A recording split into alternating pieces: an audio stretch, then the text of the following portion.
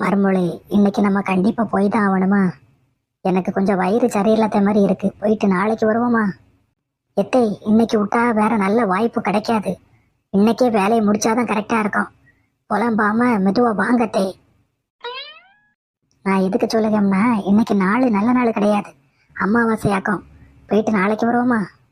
என்னத்தே நீங்க வந்தையிலிருந்து போயிட்டு நாளைக்கு வருவோமா நாளைக்கு வருவோமான்னு கேட்டுட்டே இருக்கிறிய? இந்த மாதிரி வேலைக்கெல்லாம் அமாவாசை தான் நல்ல நாளத்தை. இன்னைக்கு விட்டா அடுத்த அமாவாசைக்கு 1 மாசம் காத்திருக்கணும். அதனால என்ன நடந்தாலும் இன்னைக்கு நம்ம வேலையை முடிக்கும். புலம்பாம வாங்க.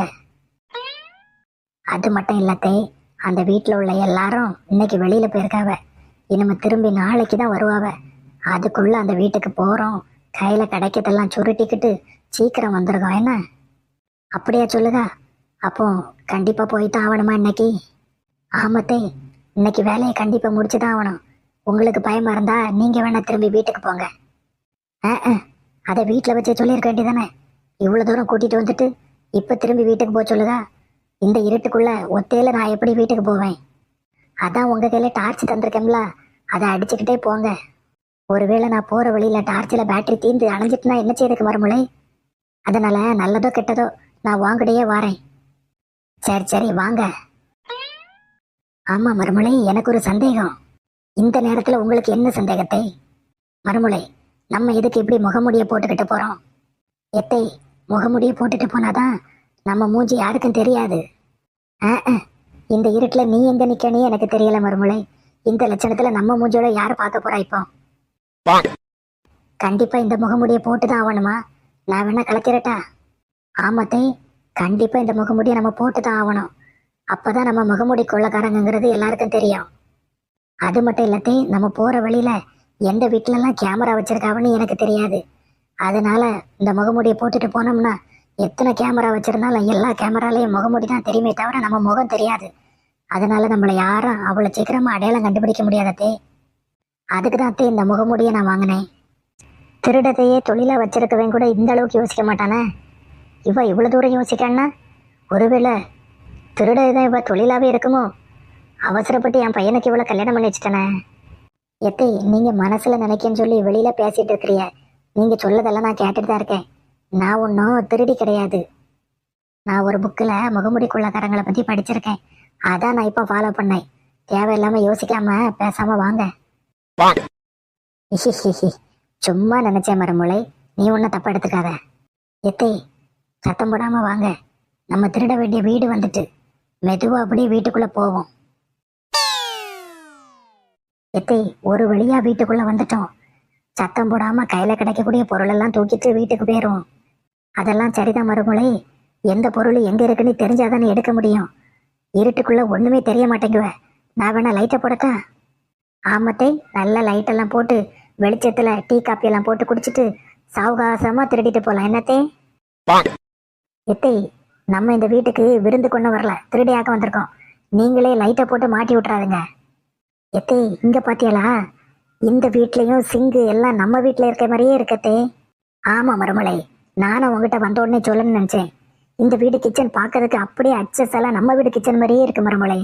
மறுமலை, அதான் வீட்டுக்குள்ள வந்துட்டோம்ல.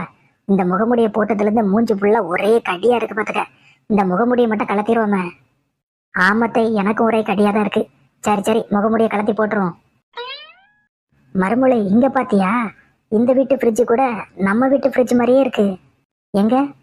அட ஆமத்தை, அப்படியே நம்ம வீட்டு ஃப்ரிட்ஜ் மாதிரியே இருக்க. நம்ம வீட்டு ஃப்ரிட்ஜில் நான் ஒட்டின ஸ்டிக்கர் கூட அப்படியே இருக்குவே. என்னத்தே நடக்குங்க? ஐயையோ, எத்தை, யார் லைட்டை போட்டது? நான் தான் லைட்டை போட்டேன். நீங்களா? நான் தான். நானும் கொஞ்ச நேரமா பாத்துக்கிட்டே இருக்கேன். அதான் கரண்ட் தான் இருக்குல்ல, போற இதுக்கு டார்ச் அடிச்சுட்டு நம்ம வீட்டுக்குள்ளேயே கிடந்து தேடிட்டு கிடக்குறிய. அப்படி என்னத்தை தான் தேடுறிய ரெண்டு பேரும்? என்னது நம்ம வீடா? எத்தே, மறுமொழி மோசம் போயிட்டான். மறுமொழி மோசம் போயிட்டான். அடுத்த வீடு நினைச்சு இவ்வளவு நேரம் நம்ம வீட்டுக்குள்ளேயே தேடிட்டு இருந்தக்குமே மறுமொழி. ஆமடி, இந்த மாமியார்களே இப்படித்தான். நம்மளை ஒரு நிமிஷம் ரெஸ்ட் எடுக்க விட மாட்டாவ. எப்போ பார்த்தாலும் அந்த வேலையை இந்த வேலையை எதையாச்சும் சொல்லிகிட்டே தான் இருப்பாவ.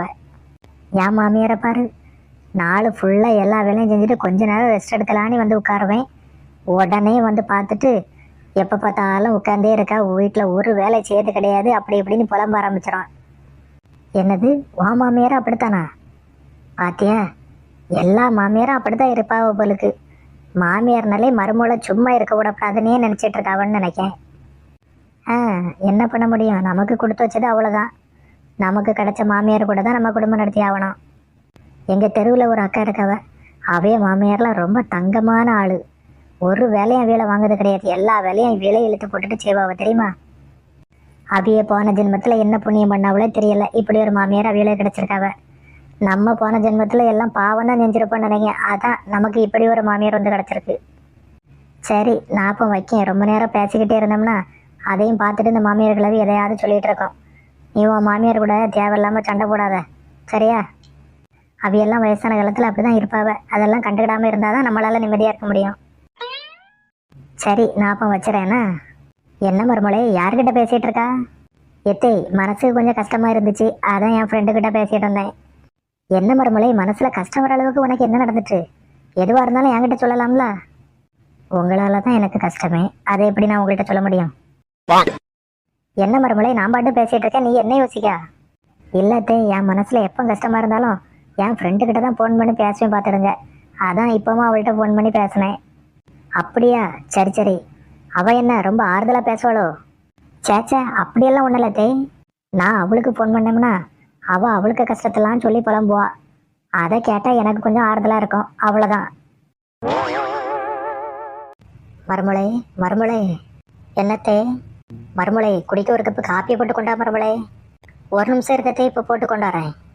சே, எப்படி தான் இந்த காப்பியை குடிக்கிறதுக்கு பழகணுமோ தெரியல. இந்த காப்பியை கொஞ்ச நேரம் குடிக்காம இருந்தா பைத்தியம் பிடிச்ச மாதிரி ஆயிடுவேன். எத்தை, இந்தாங்க காப்பி. பரவாயில்லையே மருமலை, இன்னைக்கு என்ன கேட்ட உடனே காப்பி போட்டு கொண்டு வந்துட்டா? இனிமே எல்லாம் அப்படிதான் அத்தை, குடிங்க. எத்தை, காப்பியை குடிச்சிட்டீங்களா? ஆமா மருமலை, காப்பியை குடிச்சிட்டேன், அதான் பார்த்துட்டு தானே இருந்தா. எத்தை, எனக்கு ஒரு 5000 ரூபா வேணாத்தே, தருவேளா? ஓஹோன்னு அவளாம், இதான் விஷயமோ? காப்பி கேட்ட உடனே மறு பேச்சு பேசாமல் கொண்டு வந்தியே, அப்போவே நினச்சேன் ஏதாவது வில்லங்க இருக்கோ நீ. என்னத்தை நீங்கள் இப்படி பேசுறிய? நீங்கள் தானே என்கிட்ட ஏற்கனவே சொல்லியிருக்கிய, உனக்கு என்ன பிரச்சனைனாலும் நான் இருக்கேன், என்ன உன் அம்மா மாதிரி நினச்சிக்க, எதுனால என்கிட்ட தயங்காமல் கேளுன்னு சொல்லியிருக்கிறீங்களாத்தே, அதான் உங்கள்கிட்ட கேட்டேன். அது ஒரு பேச்சுக்கு அப்படி தான் சொல்லுவாவ. உனக்கு ஏதாவது மனசில் கஷ்டம் ஏதாவது இருந்துச்சுன்னா என்கிட்ட வந்து சொன்னீங்கன்னா உனக்கு கொஞ்சம் ஆறுதலாக இருக்குமே அப்படின்னு நினச்சிட்டு நான் சொன்னேன். நீ என்னடானா 5000 கூட 10,000 கூட இல்லை கிடைச்ச கடக. ஆமத்தே, இது ஒரு பிரச்சனை தானத்தே, அதனால தான் உங்கள்கிட்ட கேட்கேன். எல்லாம் சரிதான் சின்ன பொண்ணு, அதுக்கு என்கிட்ட முதல்ல ரூபா இருக்கணும்ல. என்கிட்ட 5 பைசா கூட கிடையாது. 5 பைசா எல்லாம் இப்போ செல்லாதத்தே, எனக்கு 5 பைசா வேண்டாம், 5000 ரூபா போதும். இந்த நக்கல் பேச்சுக்கு ஒன்றும் குறவில்லை. ரூபா இல்லை ஒன்றும் இல்லை, போய் உன் வேலையோட பாரு, வீட்டில் நிறைய வேலை கிடக்கலாம், துணி துவைக்கணும், பாத்திரம் கழுவணும், எல்லா வேலையும் சீக்கிரம் முடிச்சுட்டு வாப்போ. எல்லா வேலையும் சீக்கிரம் முடிச்சுட்டு எங்கேயாக வர சொல்கிறிய? உன்னைய கூட்டிகிட்டு படத்துக்கு போயிட்டு வரலான்னு பார்த்தேன், அதான் எல்லா வேலையும் முடிச்சுட்டு சீக்கிரம் வர சொல்லுவேன்.